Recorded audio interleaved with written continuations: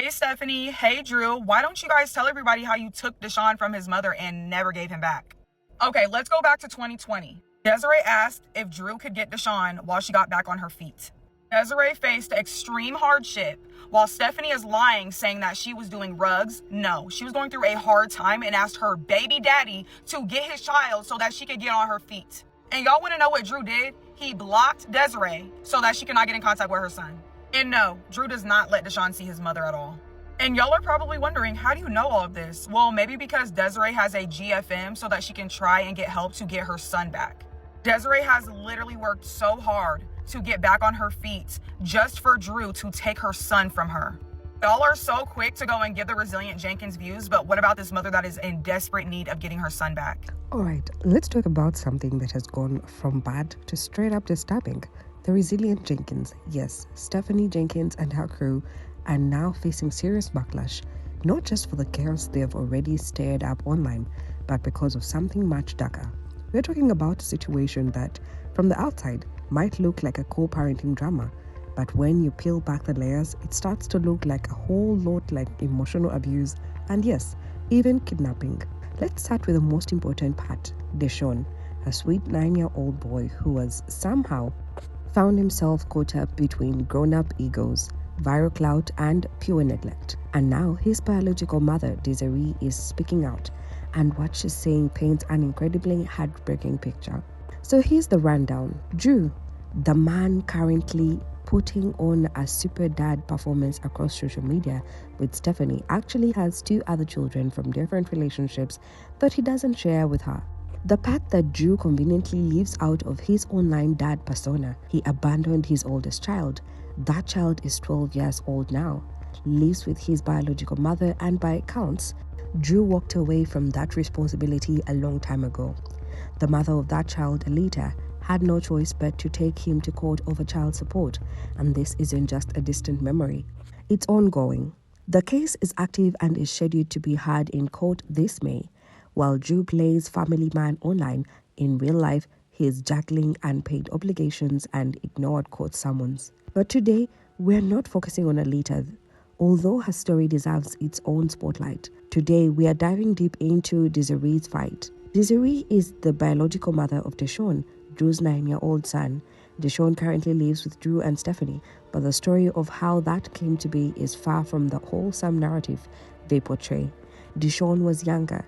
He was living with his mom, Desiree. She wasn't just in his life. She was his everything. She was the one feeding him, dressing him, walking him to school, and tucking him in at night. Based on the photos and posts from that time, Deshaun looked happy, healthy, and full of life. Co-parenting with Drew was manageable. Drew had scheduled visitations, nothing seemed out of order. But then, life threw Desiree a curveball. Like so many single moms trying to survive and protect their kids, she found herself in an unhealthy relationship and a chaotic home environment. Rather than keep her son in a setting that could hurt him, she made an unthinkably selfless decision. She allowed Deshaun to go live with his dad temporarily. This wasn't abandonment. This wasn't neglect. It was motherhood at its most courageous, putting her child's needs above her own heartbreak. She and Drew made an agreement. Deshaun would stay with him while Desiree rebuilt her life, and she would continue being a part of his life through visits and regular contact. But all of that changed the moment Stephanie came into the picture. Desiree was facing a tough personal situation. Her relationship at the time had turned toxic, mentally, emotionally, and maybe even physically unhealthy. The home environment was spiraling into chaos, and she could see it. As a mother, she didn't want her son to grow up in dysfunction. She didn't want Deshaun to internalize a fear, stress, or instability. So, she did what most people wouldn't even consider. She made the ultimate sacrifice. Instead of keeping Deshaun just to prove a point or hold on to pride, she chose peace for him. She let him go. She allowed him to live with his father temporarily, not out of neglect, but out of love. That takes strength. That takes guts. Imagine being a mom and knowing that stepping away might break your heart, but save your child's future. That's what Desiree did. She didn't just hand him over and disappear. No. She and Drew made a clear verbal agreement. Drew would provide care while Desiree visited her son regularly, stayed involved, and continued to be present in his life while she got back on her feet. It was supposed to be a team effort, for the well-being of their son. But that agreement got thrown in the trash the moment Stephanie entered the picture. When Drew and Stephanie moved in together, something shifted, and not in a good way. Phone calls stopped getting answered, texts were ignored, Desiree's visitations blocked. Suddenly, she was locked out of her own child's life. No warning, no explanation, just silence. She even tried to see Deshaun at his school, just to lay eyes on him, to know he was okay. But even that was shut down. Doors closed, walls went up. Her child was suddenly inaccessible. And this wasn't just a case of miscommunication or a schedule conflict. This was intentional. This was calculated. This was airsure. What started as co-parenting quickly developed into something far more sinister: control, manipulation, and alienation. Drew and Stephanie were no longer just taking care of Drew. They were keeping him from his mother. And when a parent cuts the other out of a child's life without a court order, without a reason, without any legal justification, that starts to look less like parenting and a whole lot more like kidnapping. Why is the son not living there then? Why hasn't she gone to court? Something's sus here. So, Desiree actually had sole custody of Deshaun until about 2020 when she decided that she was going to go to rehab. So, she allowed Deshaun to stay with Drew, but the agreement was when she got out of rehab, she would get Deshaun back. And Drew, he just went off the grid, much like he did with his first baby mama, Arlita. So, like, no one could find him. And she's actively trying to take him to court right now. A lot of people are asking, why is Desiree just now coming forward? Why didn't she speak up before? It's a fair question, and the answer is both simple and heartbreaking. Just like Alita, who only stepped into the spotlight once the Jenkins went viral, Desiree waited because she had no platform, no support, and quite honestly, no hope that anyone would listen. Drew had successfully shut both of these women out of his life and out of their children's lives. He ghosted Alita while dodging his financial responsibilities, and he ghosted Desiree while blocking her from her child. It wasn't until Stephanie and Drew began racking up millions of views online, pretending to be the picture-perfect blended family, that these women realized they weren't the only ones, and maybe, just maybe, people were finally paying attention. That's when Desiree found her voice, not because she was cloud chasing, not because she wanted drama, but because she saw an opportunity to finally tell the truth. And by then, something else had changed too, her circumstances. Desiree has completely turned her life around. She now has a stable home, a full-time job, a loving partner, and another child. She's not the same woman from years ago, struggling and asking for help. She's ready, she's stronger, she's more prepared than ever to give Deshaun the stability and love he deserves. But despite all of this progress, despite fulfilling the very reason she allowed Drew to take Deshaun in the first place, Drew still said no. Not only did he deny her, he continues to actively hide their son. No updates, no visits, no communication. It's as if Desiree doesn't exist. And that's exactly the way Drew and Stephanie wanted to stay. Desiree didn't just stand by and let things spiral. She fought back. She filed not one, but 2 emergency court orders to get her son back. And the first wasn't based on rumors or petty arguments. It was based on something deeply disturbing. Desiree had received a report that Stephanie, the woman now acting as Deshaun's mother, had given the child a black eye. Stephanie made a video talking about the allegations, but she didn't really quite address them directly. She said accidents happen and smack her kids around. And she said accidents happen. That's all she said. I don't really know how you accidentally give someone a black eye, but I mean, the statement accidents happen is true. And she also stated that Drew wouldn't be with her if she was what we're making her out to be, a bad person. Just claims that this mom is coming out now because they're going viral and she's trying to seem like a good mother. She wants to push a narrative that Stephanie is not a good mom. I can understand why you wouldn't believe that she's in it for the true thing, I can understand why you think she's doing it for the internet or whatever, but maybe she just wants to see her kid now. Some people step up late, I guess. Let that sink in for a moment. Imagine being a mother, already locked out of your child's life, and then hearing that your son may have been physically harmed under someone else's care. The panic, the helplessness, the rage, it must have been unbearable. And yet, when she took this to court, desperate for intervention, they dismissed it. The court claimed it didn't qualify as an emergency. But just because the legal system brushed it off doesn't mean the issue wasn't real or terrifying. Let's be honest, this is the same court system that allowed Drew to keep Deshaun without a proper custody agreement in the first place. Their dismissal doesn't clear Stephanie. It only shows how broken the system can be. And what about Stephanie? How did she respond to these serious allegations? Silence. No proper explanation, no clear denial. All she ever said was it was an accident. An accident? Let's not forget, this is the same woman who's gone on camera and casually admitted that she doesn't know how to soft parent. She says it like it's quirky, like it's some kind of personality trait. But parenting isn't a trend. It's not something you get to have do while brushing it off with a giggle. Saying you don't know how to gently raise a child, especially one that's not yours, should raise alarm bells everywhere.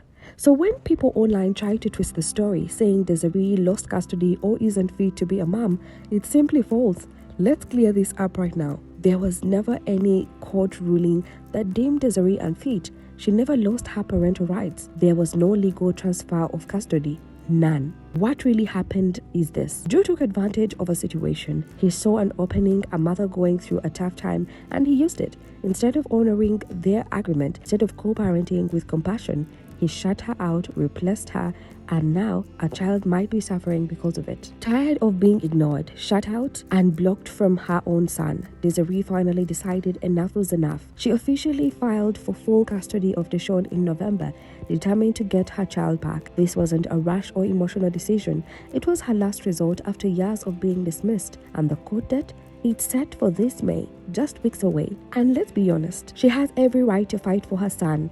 Deshaun isn't living the fairy tale life Drew and Stephanie try to portray online. He's not tucked into a clean bed at night with warmth and privacy. He's not in a nurturing home where he gets the focused care every child needs. Instead, he's living in the run-down motel room with 6 other people. Let that sink in. 7 people squeezed into one space. That's not parenting, that's survival.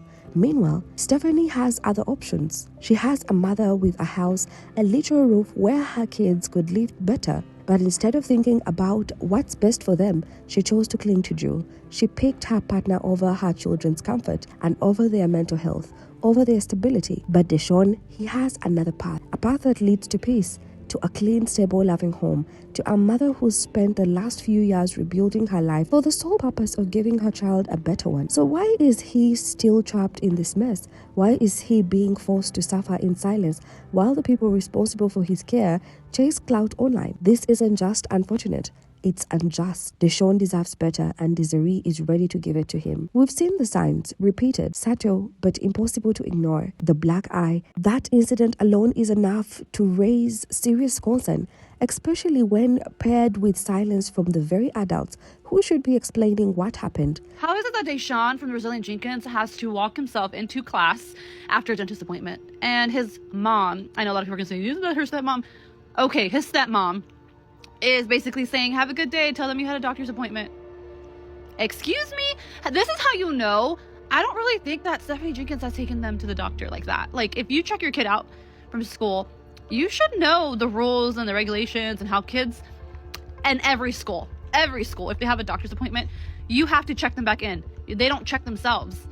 I did see how Drew actually was the one who got down and said, you know what, like, I'm gonna go and check him in. I'm telling you, like, she is doing all of this for clout, because if she had taken him to a doctor's appointment before, she would know the regulations of the policies. So, but it doesn't stop there.